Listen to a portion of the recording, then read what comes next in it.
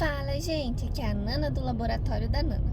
E hoje, na nossa jornada juntos, nós vamos ouvir os capítulos 26, 27 e 28 do livro de Mateus. E após, eu vou compartilhar uma reflexão com vocês. Vamos lá?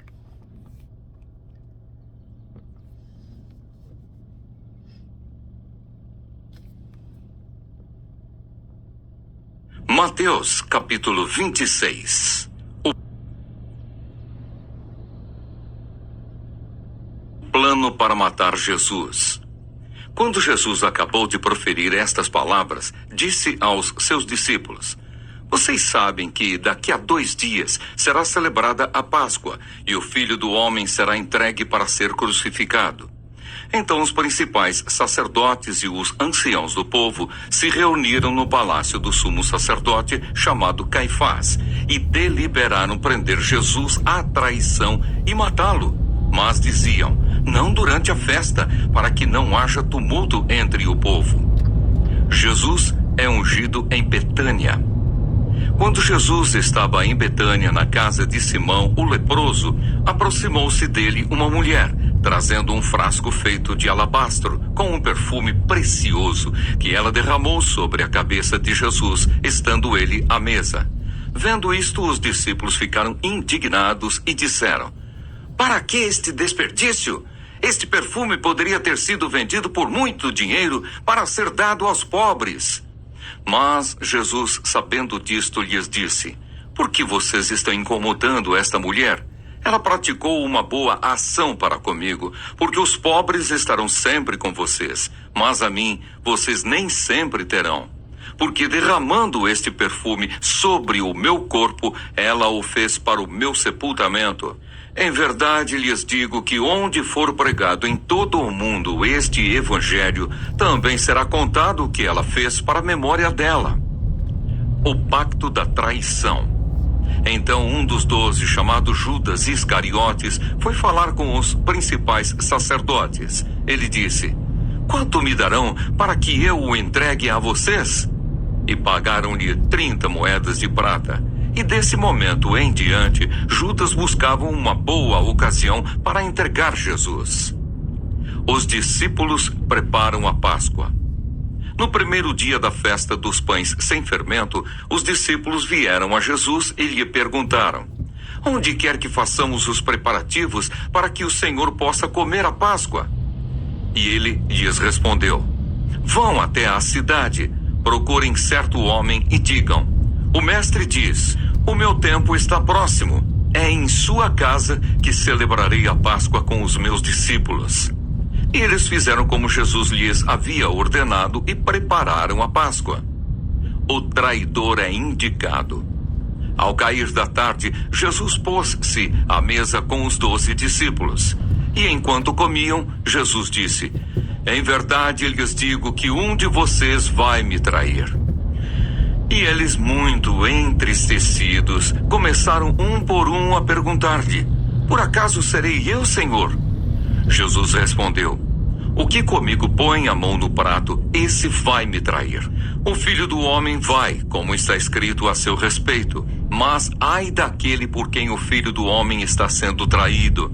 Melhor seria para ele se nunca tivesse nascido. Então Judas, que o traía, perguntou: Por acaso sou eu, mestre? Jesus respondeu: Você acabou de dizer isso. A ceia do Senhor. Enquanto comiam, Jesus pegou um pão e, abençoando-o, o partiu e deu aos discípulos, dizendo: Tomem, comam, isto é o meu corpo. A seguir, Jesus pegou um cálice e, tendo dado graças, o deu aos seus discípulos, dizendo: Bebam todos dele, porque isto é o meu sangue, o sangue da aliança, derramado em favor de muitos para a remissão de pecados. E digo a vocês que desta hora em diante nunca mais beberei deste fruto da videira, até aquele dia em que beberei com vocês o vinho novo no reino de meu Pai. E tendo cantado um hino, saíram para o Monte das Oliveiras. Pedro é avisado. Então Jesus disse aos discípulos: Esta noite serei uma pedra de tropeço para todos vocês, porque está escrito: Ferirei o pastor e as ovelhas do rebanho ficarão dispersas. Mas depois da minha ressurreição, irei adiante de vocês para a Galileia. Mas Pedro, tomando a palavra, disse a Jesus: ainda que o Senhor venha a ser um tropeço para todos, nunca o será para mim. Mas Jesus lhe disse: em verdade lhe digo que nesta noite, antes que o galo cante, você me negará 3 vezes. Pedro insistiu: ainda que me seja necessário morrer com o Senhor, de modo nenhum o negarei. E todos os discípulos disseram o mesmo. Jesus no Getsemane. Em seguida, Jesus foi com eles a um lugar chamado Getsemane e disse aos discípulos: sentem-se aqui enquanto eu vou ali orar. E levando consigo Pedro e os 2 filhos de Zebedeu, começou a sentir-se tomado de tristeza e de angústia. Então lhes disse: a minha alma está profundamente triste até a morte. Fiquem aqui e vigiem comigo. E adiantando-se um pouco, prostrou-se sobre o seu rosto, orando e dizendo: meu Pai, se é possível que passe de mim este cálice, contudo, não seja como eu quero, e sim como tu queres. E voltando para os discípulos, achou-os dormindo, e disse a Pedro: então nem uma hora vocês puderam vigiar comigo? Vigiem e orem, para que não caiam em tentação. O espírito, na verdade, está pronto, mas a carne é fraca. Retirando-se pela 2ª vez, orou de novo, dizendo: meu Pai, se não é possível que este cálice passe de mim sem que eu o beba, faça-se a tua vontade. E voltando, achou-os outra vez dormindo, porque os olhos deles estavam pesados. Deixando-os novamente, foi orar pela 3ª vez, repetindo as mesmas palavras. Então voltou para os discípulos e lhes disse: vocês ainda estão dormindo e descansando. Eis que é chegada a hora e o Filho do Homem está sendo entregue nas mãos de pecadores. Levantem-se, vamos embora. Eis que o traidor se aproxima. Jesus é preso. E enquanto Jesus ainda falava, eis que chegou Judas, um dos 12, e com ele grande multidão com espadas e porretes, vinda da parte dos principais sacerdotes e dos anciãos do povo. Ora, o traidor tinha dado a eles um sinal: aquele que eu beijar é esse, prendam-no. E logo aproximando-se de Jesus, Judas disse: salve, mestre! E o beijou. Jesus, porém, lhe disse: amigo, o que você veio fazer? Nisto, aproximando-se eles, agarraram Jesus e o prenderam. E eis que um dos que estavam com Jesus, estendendo a mão, sacou da espada e, golpeando o servo do sumo sacerdote, cortou-lhe a orelha. Então Jesus lhe disse: coloque a espada de volta no seu lugar, pois todos os que lançam mão da espada, a espada perecerão. Ou você acha que não posso pedir a meu Pai, e ele me mandaria neste momento mais de 12 legiões de anjos? Mas como então se cumpririam as escrituras que dizem que assim deve acontecer? Naquele momento Jesus disse às multidões: vocês vieram com espadas e porretes para prender-me, como se eu fosse um salteador. Todos os dias no templo eu me assentava ensinando e vocês não me prenderam. Tudo isto, porém, aconteceu para que se cumprissem as escrituras dos profetas. Então todos os discípulos o deixaram e fugiram. Jesus diante do sinédrio. E os que prenderam Jesus o levaram à casa de Caifás, o sumo sacerdote, onde se haviam reunido os escribas e os anciãos. Pedro o seguia de longe até o pátio do sumo sacerdote. E tendo entrado, assentou-se entre os servos, para ver como aquilo ia terminar. E os principais sacerdotes e todo o sinédrio procuravam algum testemunho falso contra Jesus, a fim de o condenarem à morte, e não acharam, apesar de terem sido apresentadas muitas testemunhas falsas. Mas, afinal, compareceram 2, afirmando: este disse: posso destruir o santuário de Deus e reconstruí-lo em 3 dias. E levantando-se o sumo sacerdote, perguntou a Jesus: Você não diz nada em resposta ao que estes depõem contra você? Jesus, porém, guardou silêncio. E o sumo sacerdote lhe disse: Eu exijo que nos diga, tendo o Deus vivo por testemunha, se você é o Cristo, o Filho de Deus. Jesus respondeu: É o Senhor mesmo quem está dizendo isso, mas eu lhes digo que desde agora vocês verão o Filho do Homem sentado à direita do Todo-Poderoso e vindo sobre as nuvens do céu. Então o sumo sacerdote rasgou as suas vestes e disse: Blasfemou! Porque ainda precisamos de testemunhas? Eis que agora mesmo vocês ouviram a blasfêmia. O que vocês acham? E eles responderam: É réu de morte. Então alguns cuspiram no rosto de Jesus e bateram nele. E outros o esbofeteavam, dizendo: Profetize para nós, ó Cristo. Quem foi que bateu em você? Pedro nega Jesus. Pedro estava sentado fora no pátio. Uma empregada se aproximou e lhe disse: Você também estava com Jesus, o Galileu. Mas ele negou diante de todos e disse: Não sei o que você está dizendo. Quando se dirigia para a porta, Pedro foi visto por outra empregada, que disse aos que estavam ali: Este também estava com Jesus, o Nazareno. E ele negou outra vez, com juramento: Não conheço esse homem. Pouco depois, aproximando-se os que estavam ali, disseram a Pedro: Com certeza, você também é um deles, porque o seu modo de falar o denuncia. Então ele começou a praguejar e a jurar: Não conheço esse homem. E no mesmo instante, o galo cantou. Então Pedro se lembrou da palavra que Jesus lhe tinha dito: Antes que o galo cante, você me negará 3 vezes. E Pedro, saindo dali, chorou amargamente.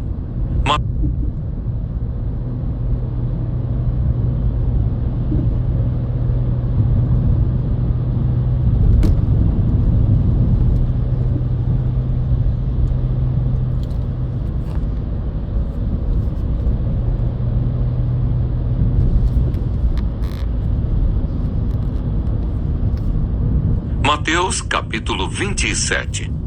Jesus entregue a Pilatos. Ao romper o dia, todos os principais sacerdotes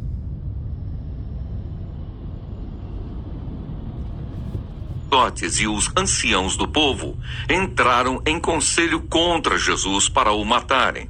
E amarrando-o, levaram-no e o entregaram ao governador Pilatos. A morte de Judas.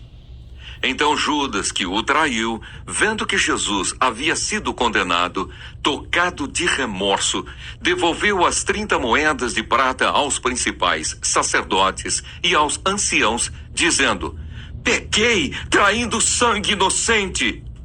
Eles, porém, responderam: Que nos importa? Isso é com você. Então Judas, atirando as moedas de prata para dentro do templo, retirou-se e se enforcou.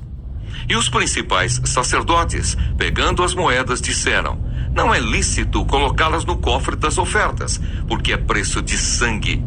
E tendo deliberado, compraram com elas o campo do oleiro para cemitério de forasteiros. Por isso aquele campo é chamado até o dia de hoje Campo de Sangue. Então se cumpriu o que foi dito por meio do profeta Jeremias.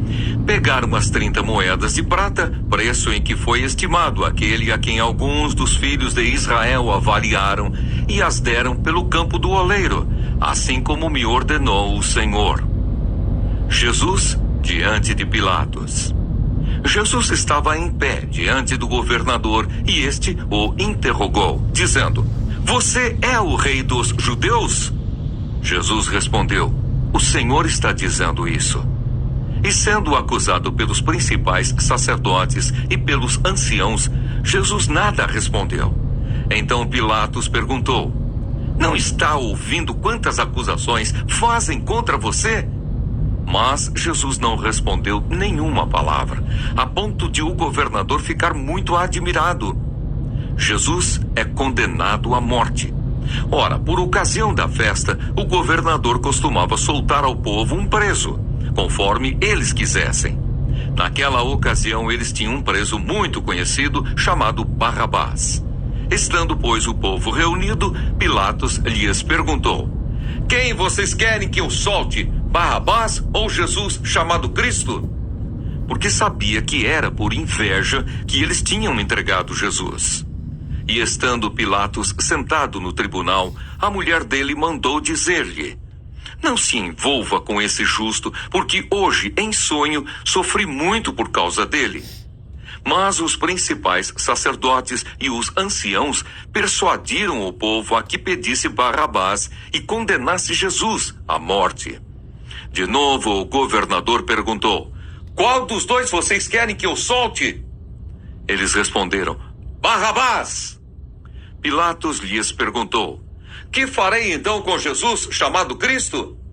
Todos responderam: que seja crucificado. Pilatos continuou: que mal ele fez? Porém eles gritavam cada vez mais: que seja crucificado. Vendo Pilatos que nada conseguia e que, ao contrário, o tumulto aumentava, mandou trazer água e lavou as mãos diante do povo, dizendo: estou inocente do sangue deste homem, fique o caso com vocês. E o povo todo respondeu: que o sangue dele caia sobre nós e sobre os nossos filhos. Então Pilatos lhes soltou Barrabás, e depois de mandar açoitar Jesus, entregou-o para ser crucificado. Os soldados zombam de Jesus. Logo a seguir, os soldados do governador, levando Jesus para o pretório, reuniram em torno dele toda a tropa. Tiraram a roupa de Jesus e o vestiram com um manto escarlate. E tecendo uma coroa de espinhos, a puseram na cabeça dele e colocaram um caniço na sua mão direita. E ajoelhando-se diante dele, zombavam, dizendo: salve, rei dos judeus! E cuspindo nele, pegaram o caniço e batiam na sua cabeça. Depois de terem zombado dele, tiraram-lhe o manto e o vestiram com as suas próprias roupas. Então o levaram para ser crucificado. A crucificação de Jesus. Ao saírem, encontraram um sirineu chamado Simão, a quem obrigaram a carregar a cruz de Jesus. E chegando a um lugar chamado Gólgota, que significa lugar da caveira, deram vinho com fel para Jesus beber. Mas ele, provando-o, não quis beber. Depois de o crucificarem, repartiram entre si as roupas dele, tirando a sorte. E assentados ali, o guardavam. Por cima da cabeça de Jesus puseram por escrito a acusação contra ele: este é Jesus, o rei dos judeus. E 2 ladrões foram crucificados com ele, um à sua direita e outro à sua esquerda. Os que iam passando blasfemavam contra ele, balançando a cabeça e dizendo: ei, você que destrói o santuário e em 3 dias o rei edifica, salve a si mesmo, se você é o Filho de Deus, e desça da cruz. De igual modo, os principais sacerdotes com os escribas e anciãos, zombando, diziam: salvou os outros, a si mesmo não pode salvar. É rei de Israel. Que ele desça da cruz e então creremos nele. Confiou em Deus, pois que Deus venha livrá-lo agora, se de fato lhe quer bem, porque ele disse: sou filho de Deus. Também os ladrões que haviam sido crucificados com ele o insultavam. A morte de Jesus. A partir do meio-dia, houve trevas sobre toda a terra até as 3 horas da tarde. Por volta de 3 horas da tarde, Jesus clamou em alta voz, dizendo: Eli, Eli, lema sabachthani. Isso quer dizer: Deus meu, por que me desamparaste? Alguns dos que estavam ali, ouvindo isto, diziam: ele chama por Elias. E logo um deles correu a buscar uma esponja e, tendo-a embebido em vinagre e colocado na ponta de um caniço, deu-lhe de beber. Os outros, porém, diziam: espere, vejamos se Elias vem salvá-lo. E Jesus, clamando outra vez em alta voz, entregou o Espírito. Eis que o véu do santuário se rasgou em 2 partes, de alto a baixo. A terra tremeu e as rochas se partiram, os túmulos se abriram e muitos corpos de santos já falecidos ressuscitaram.